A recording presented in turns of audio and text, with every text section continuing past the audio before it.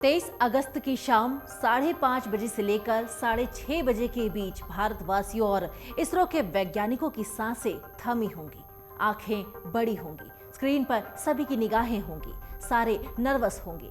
ये लम्हा वाकई ऐतिहासिक होने वाला है। 5:30 बजे के बाद से 6:30 बजे के बीच का ये जो टाइम है, चंद्रयान 3 के लैंडर के किसी भी समय चांद की सतह पर सफलतापूर्वक उतरने की गुंजाइश है। वैसे इसरो की ओर से शाम 6:04 का टाइम दिया गया है, लेकिन यहाँ थोड़ा मार्जिन इसलिए है क्योंकि इसकी वजह यह है कि लैंडर पूरी तरीके से ऑटोमेटिक है। वो लैंडर विक्रम लैंडिंग की जगह पहले खुद ही खोजेगा, उसके बाद वहां लैंड करेगा। इस काम में उसे वक्त भी लग सकता है। यहाँ ऐसे में आप सोच रहे होंगे कि इसरो ने शाम का ही वक्त आखिर क्यों चुना है, क्यों शाम के टाइम का ही चयन किया गया है।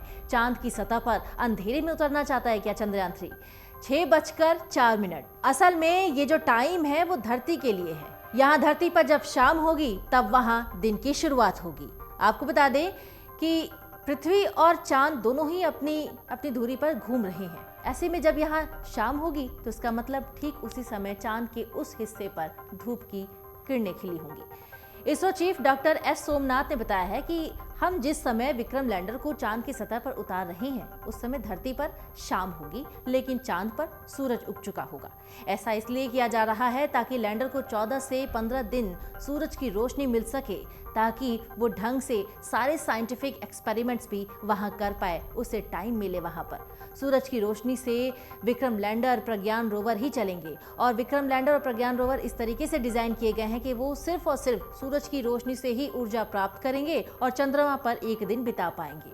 चंद्रमा का एक दिन धरती के 14 दिन के बराबर होगा, लेकिन ये नहीं कह सकते कि इन दोनों में से कोई भी दोबारा काम न कर सके। संभव है कि दोबारा सूरज निकलने पर ये दोनों फिर से सक्रिय हो सकते हैं और फिर से अपने अपने काम पर जुट सकते हैं, क्योंकि चांद पर जब एक बार सूरज डूबा तो लैंडर और रोवर दोनों को ही सूरज से रोशनी के साथ साथ ऊर्जा भी नहीं मिल पाएगी, वो काम करना बंद कर देंगे। इसरो ने टेस्ट करके ये बताया है कि लैंडर और रोवर की बैटरी में इतनी ताकत है कि अगर दोबारा सूरज निकले तो वो चार्ज होकर फिर से काम में लग सकते हैं। ऐसा अगले 14 दिन या उससे थोड़ा ज्यादा समय लग सकता है।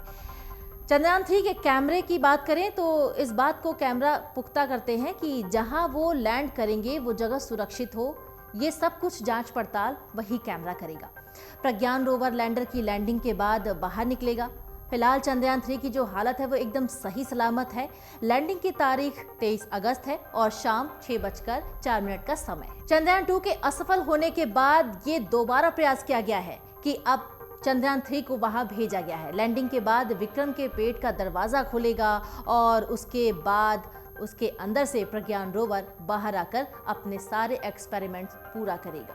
प्रज्ञान रोवर पर भी कैमरे लगे हुए हैं और बाधाओं से बचने के लिए अवॉइडेंस सिस्टम भी लगा हुआ है। प्रज्ञान रोवर विक्रम लैंडर के आसपास ही काम करेगा। ये बहुत दूर नहीं जा सकता, बस इतने ही दूर जा सकता है कि वो विक्रम लैंडर को अपने जो डेटा है वो अपने भेज सके, साथ ही संपर्क स्थापित कर सके, नजर रख सके। चंद्रयान 3 के लैंडर से संपर्क स्थापित करने के लिए इसरो ने 2 माध्यमों का सहारा लिया है। पहला तो ये है कि चंद्रयान 3 में इस बार ऑर्बिटर नहीं भेजा गया है, उसकी जगह प्रपल्शन मॉड्यूल भेजा गया है, जिसका मकसद सिर्फ चंद्रयान 3 के लैंडर मॉड्यूल को चांद के नजदीक पहुंचाना था।